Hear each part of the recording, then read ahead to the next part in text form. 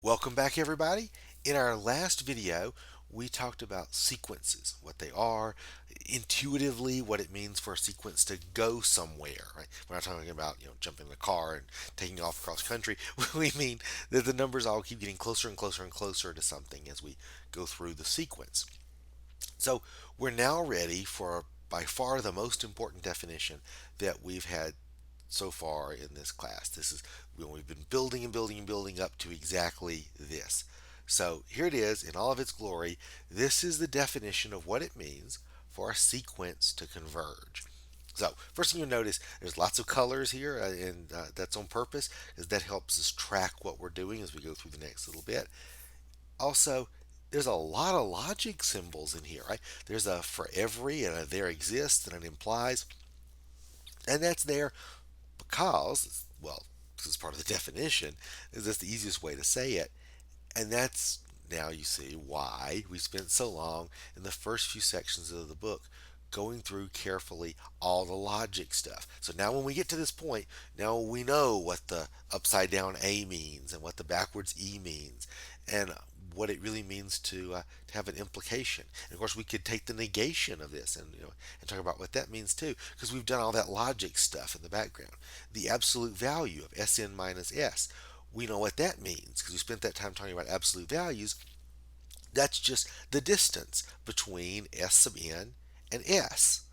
So what this is really saying, if we put this all together, right, is that for every epsilon, which is bigger than 0, there will be some capital letter N, which is a natural number, so a number like 1, 2, 3, 4, 5, 6, and so on, so that whenever little n is bigger than or equal to capital N, that implies that the distance between S sub n and S is less than epsilon. Okay, so that's awesome. I mean, we spent all that time working through, you know, um, our logic and our symbols and everything, so we would know what in the world this means. Let's draw some pictures and see if we can untangle exactly what this definition is saying. Because again, intuitively, we know what it means for a sequence to converge. It ought to be that the SNs are getting closer to S. Right? Well, okay, so here's my S, right? I'm drawing a number line and I'm drawing in my dashed S. And I'm going to plot my sequence points there in just a second. But the thing is, and here's where this green epsilon shows up, we want the S sub n's to be getting close to S, right?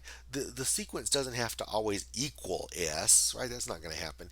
It's that it's converging to S. It means it's getting closer and closer and closer to S. So how do we make sense out of this, right? So when Isaac Newton was first figuring out calculus, he was kind of vague about it, right? He said, it just kind of gets close. and after a couple hundred years, people start doing more sophisticated things with math and realize we need a real definition so that we're super careful about what we're saying here. What it really means for the SNs to be getting closer and closer and closer is that if I told you, how far away I wanted them to be, right? That they wouldn't be any further away than that. That's what the epsilon is. Right? In fact, I mean, that's a really good way to say it. Think of the epsilons like my error term, how far off I am from Sn actually equaling the limit.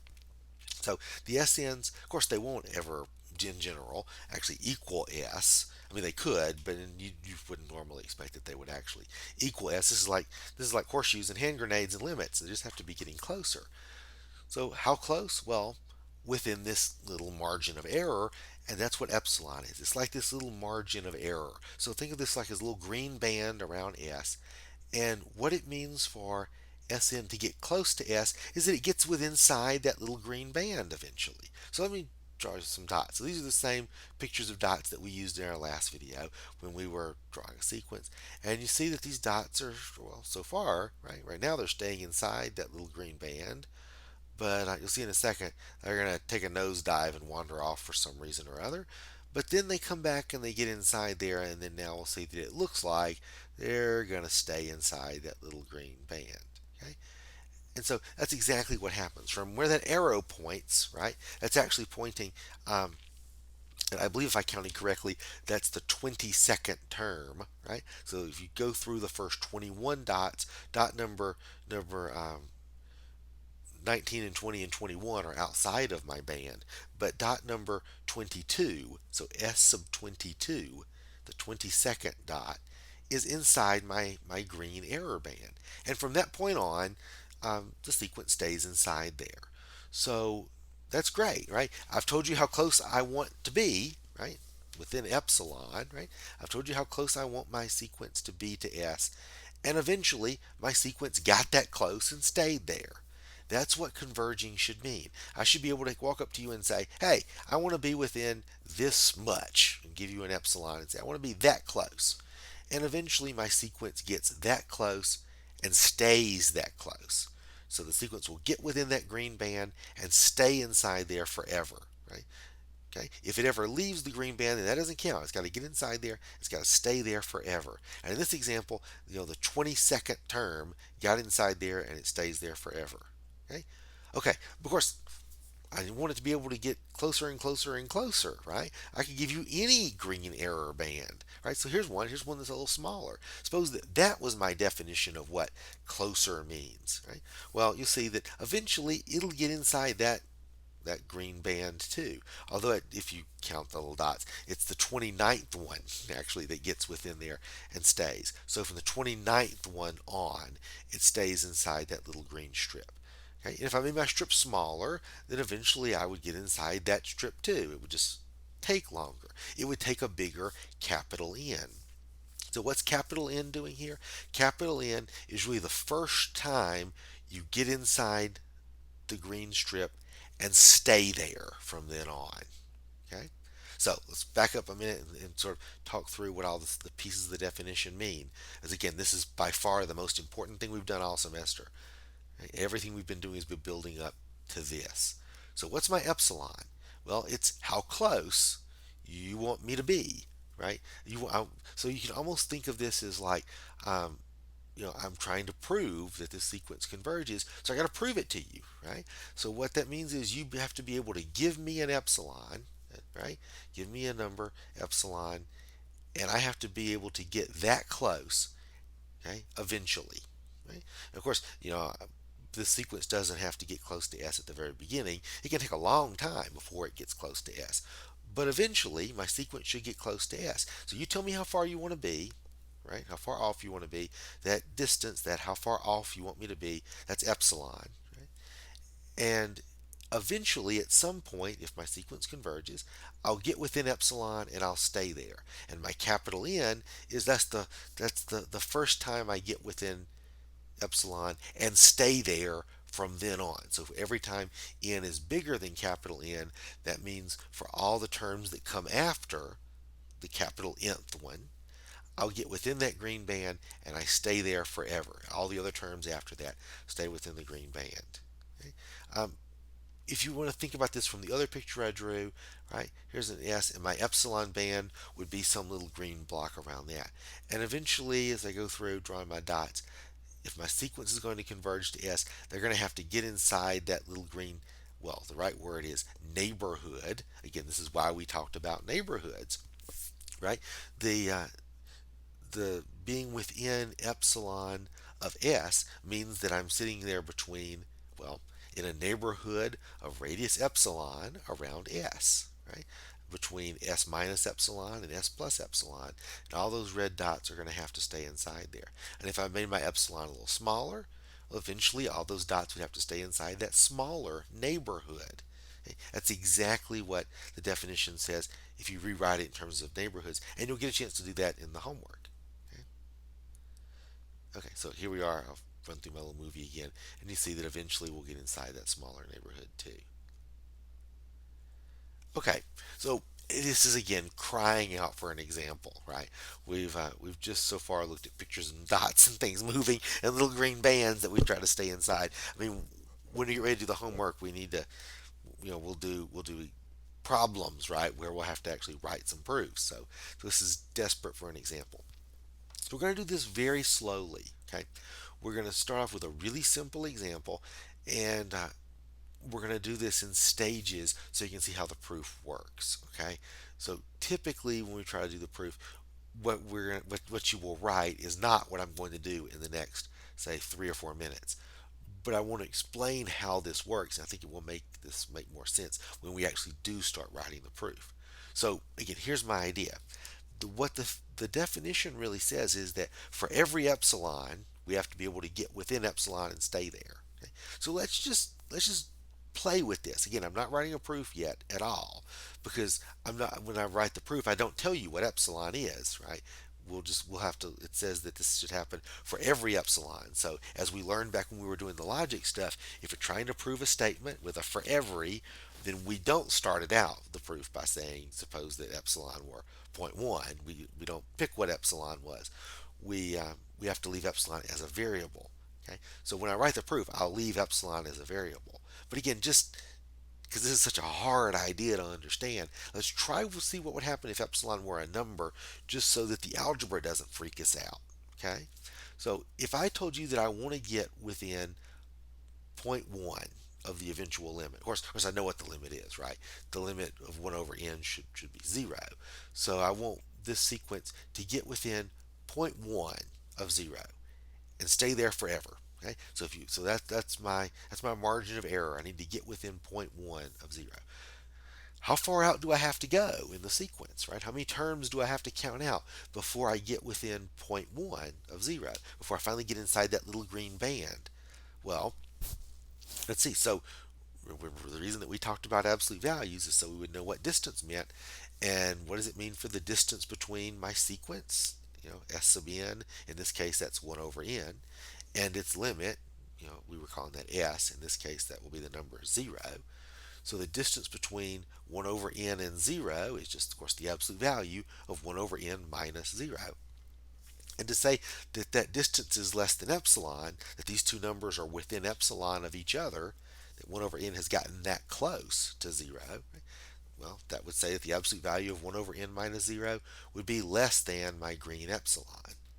Now we just need to do some algebra with absolute values and such, and that's why we learned all that stuff. So, well, 1 over n, of course, that's a positive number. So that will always be positive. And when I subtract 0, of course, it doesn't change anything. So the left-hand side of this inequality is really just 1 over n, right?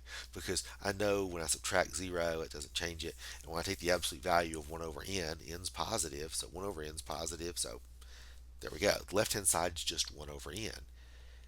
And now, how big does n have to be? Well, let's just keep playing with this. I could flip both sides if I wanted to, right? Because 0.1 is really 1/10. So you could imagine taking this inequality and taking the reciprocal on both sides. If you don't like that, think of multiplying through by n and then um, divide by 10 on the other side. It amounts to the same thing. Because when you take the reciprocal, of course, you have to change the direction of the inequality because, a half and 2, obviously one's big and one's small, and they flip when they do the equality. And we talked about all that when we were doing inequalities ages ago. So this inequality is equivalent to n being bigger than 10. Well, there we go. That's how big n has to be. When n's bigger than 10, that will tell us that 1 over n minus 0 will be less than 0 0.1, which was the epsilon we picked this time. So if I make my little green band equal to 0 0.1 for this particular example, then it'll be my 11th term. N should be bigger than 10. So it'll be the 11th term that gets inside that band and stays there. Okay, and of course that means I need to take my capital N to be something bigger than 10. Any number bigger than 10 and it'll work, because after that point I'll stay there. Okay, let's try this with a smaller epsilon, like 0.0001. Okay, I want to get really, really close to 0. So what would the algebra look like if I start just playing with that, right? The distance between my sequence and the limit, 0, would be the absolute value of 1 over n minus 0. And I want that to be less than epsilon. And again, we've played with this algebra the same way, right? When I subtract 0, of course, it doesn't change anything. 1 over n is positive, so I don't really even need the absolute values there. So my inequality becomes 1 over n should be less than 0.001. And what does that tell me about n? Well, again, if I took the reciprocal, .0001 is 1 over 1,000, so n should be bigger than 1,000. So if I took capital N to be 1,001, right, just any number bigger than 1,000 would work, because once I get past the first 1,000 terms, right, the 1,001st term gets within .001 of the eventual limit and stays there from then on. Okay, so if all that is really an example, then how do we do a real proof? Because if you remember, the definition starts out, for every epsilon there exists an n, so blah blah blah blah blah, right? So this means that I can't just go through finding one particular epsilon like I've done in the last couple of examples. That's why I was very careful to call those examples. If you look back over the video and rewind it a bit, it doesn't say that's a proof. I haven't proved anything yet. I've just calculated some capital N's and some things that might work if I gave you an epsilon. But if I want to prove this works for every epsilon, that's proving something, well, about a universal quantifier. And if you think back to the beginning of the semester when we talked about that, you can't just do an example if you want to prove for every epsilon. You have to pick an arbitrary epsilon, leave it as a variable, and work through the proof the whole way. So in our next video, we're going to go through all the steps of what it means to put together a real proof that a sequence converges. And this is really, really one of the most important parts of the entire class, because we're putting together stuff from the very beginning about for every epsilon and universal quantifiers. There exists an n. That's about existence proof. We're going to be doing constructive existence proofs. Then the last part of this definition is an implication. It's a P implies Q kind of thing. So that means I've got to prove an implication. We'll end up doing a direct proof of that. So it's not as complicated as it could be, but it will put together all these ideas we've used about absolute values and about proofs and about quantifiers from the entire semester. So that's why this is such a big deal and why this is one of the high points for this semester.